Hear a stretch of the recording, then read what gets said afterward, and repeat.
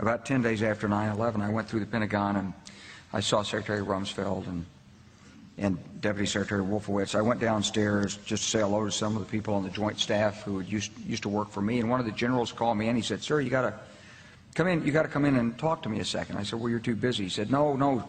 He says, "We've made the decision. We're going to war with Iraq." This was on or about the 20th of September. I said, "We're going to war with Iraq. Why?" He said, "I don't know." He said, "I guess they don't know what else to do." So I said, "Well, did they find some information connecting Saddam to Al-Qaeda?" He said, No. He says, "There's nothing new that way. They just made the decision to go to war with Iraq."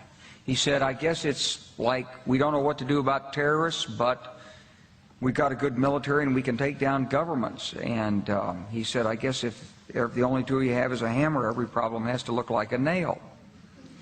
So I came back to see him a few weeks later, and by that time we were bombing in Afghanistan. I said, "Are we still going to war with Iraq?" And he said, "Oh, it's worse than that."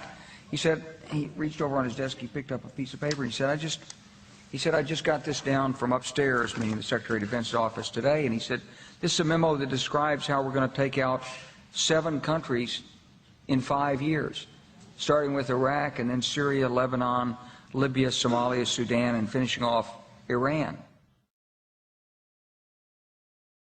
The truth is about the Middle East is, had there been no oil there, it would be like Africa.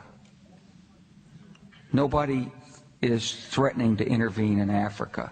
The problem is the opposite. We keep asking for people to intervene and stop it. And there's no question that the presence of petroleum throughout the region has sparked great power involvement.